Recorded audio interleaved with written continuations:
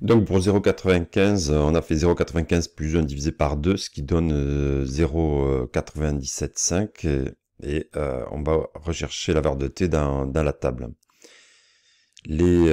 Voilà, cette valeur de t dans la table pour 0,95, on va la rechercher, donc 0,95, et on va pouvoir retenir cette valeur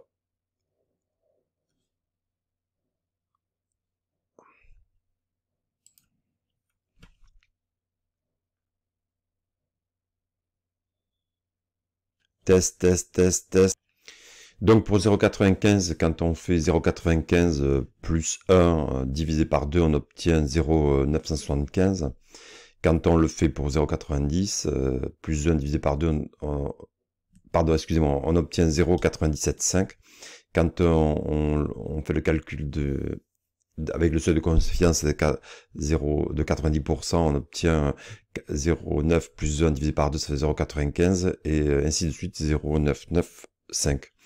Donc pour redéterminer la valeur de t, on utilise la table normale centrée réduite, et on va chercher 0,975, 0,975.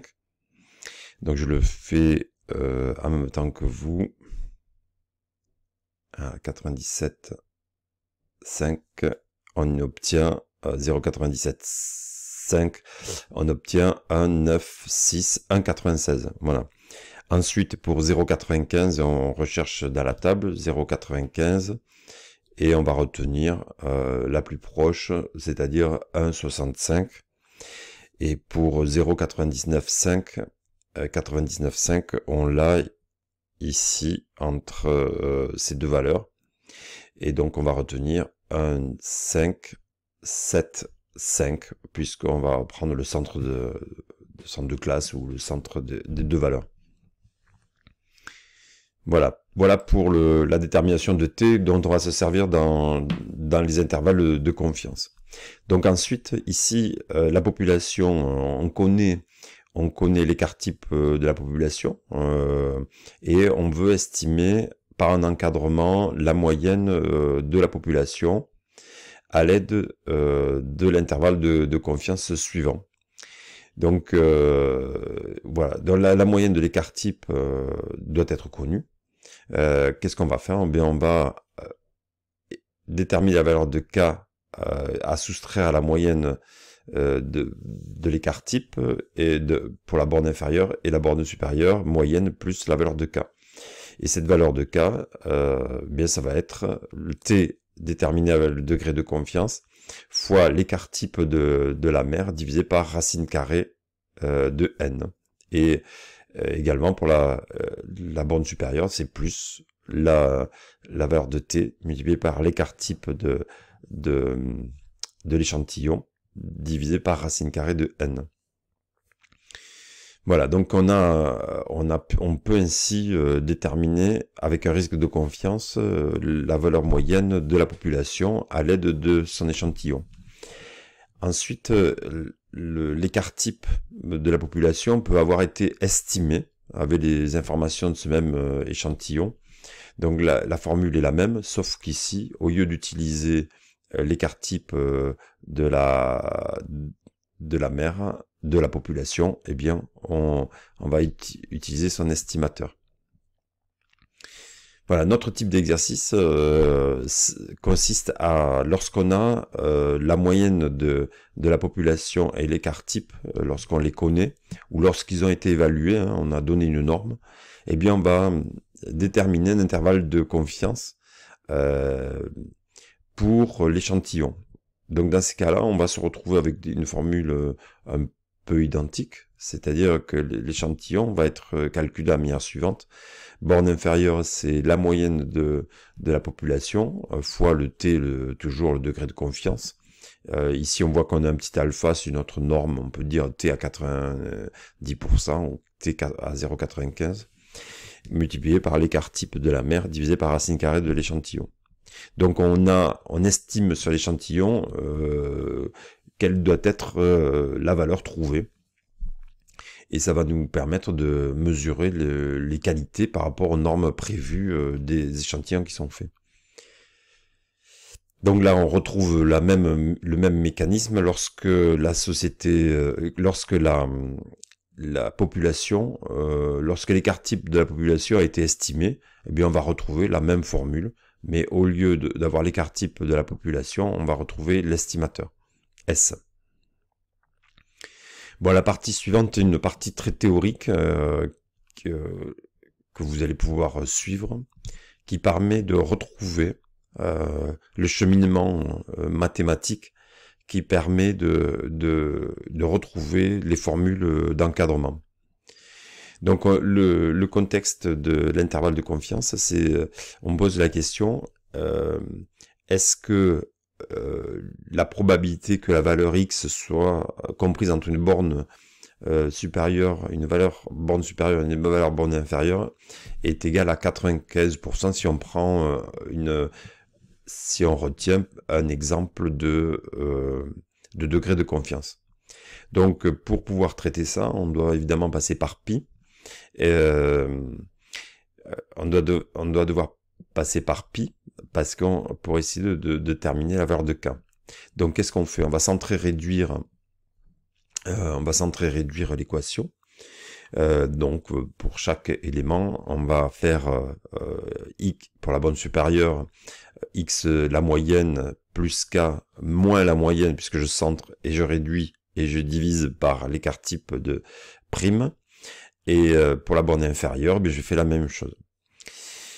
Donc je me retrouve avec une simplification, avec une probabilité, une étude de probabilité entre la borne k moins écart type échantillon et la borne supérieure k divisé par moins k divisé par l'écart type échantillon et borne supérieure k divisé par écart type échantillon. Donc en fait, je rappelle que la zone que l'on étudie ici est comprise entre la valeur de la moyenne plus k et la valeur de la moyenne moins k. Et évidemment, on va faire, pour pouvoir utiliser les notions de loi normale centrée réduite, eh bien on va faire, le résultat c'est la probabilité que x soit supérieure à la borne, soit inférieure à la borne supérieure, donc ça fait toute cette zone-là, moins la probabilité que x soit inférieur à la borne inférieure. Donc on va faire toute cette zone-là, moins cette zone-là. Et donc ça nous donne la probabilité. Donc on y va, on va faire la probabilité de la borne supérieure, moins la probabilité que x soit inférieur à la valeur inférieure de la borne. Voilà, donc du coup, là, on a l'équation qui est dans le bon sens, donc on va pouvoir passer à pi de k divisé par écart type échantillon, et moins pi de moins k sur écart type échantillon. Évidemment, on a une valeur négative, donc on doit inverser la variable, enfin voilà, la donnée pour pouvoir utiliser éventuellement la table. Donc on se retrouve à faire moins 1. On va remplacer l'ensemble de ce terme par moins, voilà parenthèse, 1 moins pi de k sur écart type. Voilà, donc quand on simplifie, on se retrouve avec écart type k, pi de k sur écart type moins 1 plus pi de k sur écart type, ce qui donne 2 pi k sur écart type moins 1 égale alpha, le risque de confiance. Donc là, on vient de retrouver la formule qui permet de déterminer t. Alors, on a voilà, on retrouve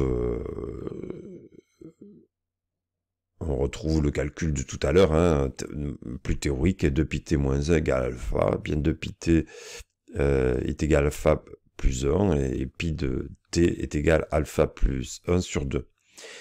Or, on sait que l'écart type prime est égal à l'écart type de la mer divisé par racine carrée de la taille de l'échantillon.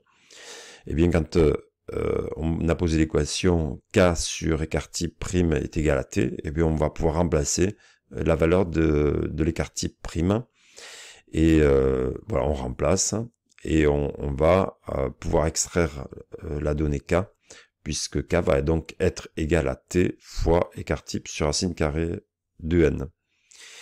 Voilà, donc du coup, la probabilité d'origine que l'on voulait, que les valeurs que l'on veut trouver pour que la probabilité soit égale au degré de confiance, eh bien, on va pouvoir déterminer avec ces informations l'intervalle de confiance qui correspond à l'intervalle qui va vous permettre d'accéder ou de respecter le degré de confiance. Donc l'intervalle, ben, ce sera x bar moins t fois écart type sur racine carrée de n pour la borne inférieure et plus pour la borne supérieure.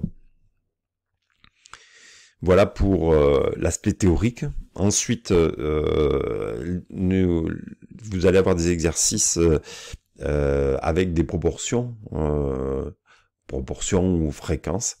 Donc le mécanisme est totalement identique. Bon, ben là, on va avoir toujours les degrés de confiance, les seuils de confiance, et t qui ne change pas. Donc c'est toujours, souvent c'est autour de ces pourcentages-là. Voilà, donc du coup, P, évidemment, c'est des proportions. Petit p, proportion observée. Q, ben c'est 1 moins P. Et F, c'est les mêmes informations exprimées en fréquence. Donc les intervalles de confiance, on va pouvoir faire des intervalles de confiance avec ces données-là. Donc l'intervalle de confiance, ça va être P moins T multiplié par racine carrée de PQ sur N, ou un intervalle de confiance avec des fréquences. Donc c'est la même chose, l'intervalle de confiance est la fréquence moins T fois racine carrée de F multiplié par 1 moins F divisé par N. Et donc ça c'est le terme K, donc moins K et plus K. Donc on est exactement dans le même contexte. Alors je vous demande de faire la suite des applications. Vous allez traiter donc là l'écart type de la population est connu, il est égal à 13 minutes et on veut déterminer des intervalles à 95 et 99%. Et ici on vous donne une information, l'estimation x bar, et on l'a déjà calculé précédemment, eh bien c'est la moyenne de l'échantillon. Et on dit estimation de la mer parce qu'en fait on va reprendre la moyenne de l'échantillon comme base d'encadrement de la moyenne de la population. Donc c'est ce qu'on a vu dans la formule tout à l'heure. Donc vous allez appliquer la formule. Ensuite dans l'application 2, c'est un petit peu le même principe. On va avoir une moyenne d'échantillon qu'on a déjà calculée de 26,33 qu'on va prendre comme référence pour encadrer la moyenne de la population. Mais par contre ici on vous dit l'estimation de la mer, l'écart type estimé de la mer n'est pas connu, mais il est estimé à 12,52. Et donc on va retrouver le même principe de calcul avec 12,52. L'application 3 fait intervenir les proportions, puisqu'on vous demande de donner un intervalle à 95% de la proportion des demandes de la population totale dont la durée de traitement est de plus de 40 minutes. Alors, on a une taille d'observation de 30, donc n égale 30, et on doit travailler sur les proportions. Donc, les proportions, donc le nombre de dossiers dont la durée de traitement est de plus de 40 minutes, je vous aiguille un petit peu pour que vous fassiez les applications. Eh bien, au-delà de 40 minutes, j'en ai un qui dure entre 50 et 60, et j'en ai 3 entre 40 et 50. Donc on a une proportion évidemment de 4 sur 30, et vous allez donc faire un encadrement de la proportion dans la population mère. Voilà, je vous laisse travailler. Et le tuto suivant sera la correction de cette partie-là.